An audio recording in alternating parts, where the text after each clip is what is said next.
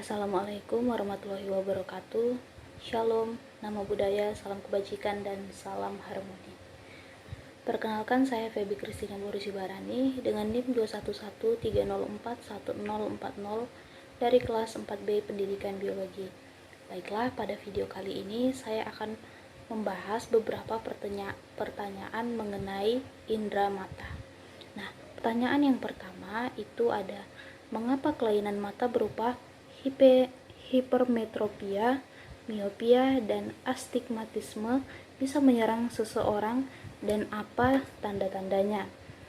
Nah, jadi hipermetropia, miopia, dan astigmatisme itu adalah kelainan refraksi pada mata yang disebabkan oleh ketidakseimbangan antara panjang bola mata dan daya refraksi lensa mata. Nah, jadi hipermetropia ini atau rabun jauh terjadi ketika bola mata terlalu pendek atau lensa mata terlalu lemah, sehingga gambar yang dilihat oleh mata itu fokus di belakang retina dan bukan di atasnya. Dan adapun tanda-tanda hipermetropia ini bisa termasuk kesulitan melihat benda yang dekat, kemudian mata cepat lelah, kemudian sakit kepala, dan sulit berkonsentrasi saat membaca atau menulis. Nah, selanjutnya pada miopia atau miopia ini juga sering disebut dengan rabun dekat. Nah, ini terjadi ketika bola mata terlalu panjang atau lensa mata terlalu kuat, sehingga gambar yang dilihat oleh mata fokus di depan retina dan bukan di atasnya.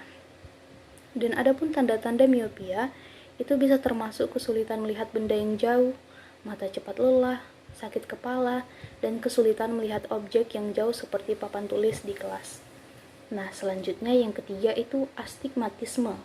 Nah, astigmatisme ini terjadi ketika bentuk lensa mata atau kornea mata tidak sempurna atau tidak bulat, sehingga gambar yang dilihat oleh mata menjadi kabur atau buram.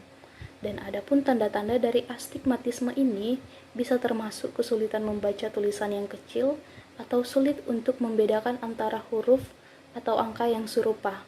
Nah, contohnya seperti angka 8 dan angka 3.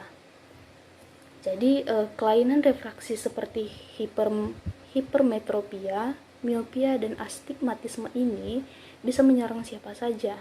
Namun, faktor genetik dan lingkungan bisa mempengaruhi risiko seseorang terkena kelainan ini. Jika kita mengalami tanda-tanda kelainan refraksi mata ini, sebaiknya kita segera berkonsultasi dengan dokter untuk mendapatkan diagnosis dan perawatan yang tepat. Nah, selanjutnya ke pertanyaan yang kedua, di mana pertanyaannya itu yaitu apa yang dapat kita lakukan untuk menghindari munculnya kelainan-kelainan mata berupa hipermetropia, miopia, dan astigmatisme. Nah, jadi ada beberapa cara yang dapat kita lakukan untuk menghindari munculnya kelainan mata seperti hipermetropia, miopia, dan astigmatisme ini. Contohnya itu seperti yang pertama itu mengurangi penggunaan perangkat elektronik seperti ponsel, tablet, atau komputer dalam waktu yang lama. Kita dapat melakukan istirahat sesekali setiap 20-30 menit. Nah, selanjutnya yang kedua itu membaca atau menulis dengan posisi yang benar dan pencahayaan yang memadai untuk mencegah mata menjadi lelah. Selanjutnya kita bisa melakukan olahraga teratur untuk menjaga kesehatan tubuh dan memperkuat otot-otot mata kita. Kemudian kita bisa menghindari membaca atau menonton televisi dalam kondisi yang kurang terang atau gelap. Kemudian juga kita bisa menjaga jarak pandang ketika membaca buku atau menonton televisi, minimal 30-40 cm. Kemudian kita bisa menggunakan kacamata yang tepat. Dan jika kita memiliki kelainan mata dan tidak menunda untuk melakukan pemeriksaan mata secara teratur. Nah, terakhir kita bisa menghindari merokok dan mengkonsumsi alkohol dalam jumlah yang berlebihan karena itu dapat merusak kesehatan mata kita. Kemudian juga menjaga pola makan yang seimbang dan mengkonsumsi makanan yang kaya akan vitamin A, vitamin C, vitamin E, dan lain sebagainya untuk menjaga kesehatan mata kita. Namun perlu diingat bahwa faktor genetik juga dapat mempengaruhi kemungkinan munculnya kelainan mata. Oleh karena itu, sangat penting untuk melakukan pemeriksaan mata secara teratur dan berkonsultasi dengan dokter spesialis mata jika kita memiliki keluhan atau gejala mata yang mengganggu. Selanjutnya ke pertanyaan yang ketiga, yaitu aktivitas apa yang beresiko tinggi untuk memunculkan kelainan mata miopia dan mengapa demikian. Nah, jadi beberapa aktivitas yang beresiko tinggi memunculkan kelainan mata miopia atau yang bisa disebut dengan rabun jauh itu seperti penggunaan perangkat elektronik, di mana penggunaan perangkat elektronik seperti ponsel pintar, tablet, dan komputer itu dapat menyebabkan miopia pada anak-anak dan remaja. Hal ini disebabkan oleh fakta bahwa penggunaan perangkat elektronik dapat membuat mata bekerja terus-menerus dalam jarak dekat dan memicu perubahan pada struktur mata. Kemudian yang kedua, kurangnya paparan sinar matahari, di mana paparan sinar matahari dapat membantu dalam mencegah terjadinya miopia. Hal ini disebabkan oleh fakta bahwa sinar matahari itu membantu merangsang produksi vitamin D dalam tubuh, yang penting dalam pertumbuhan dan perkembangan mata kita. Kemudian yang ketiga, yaitu kegiatan akademik yang intensif.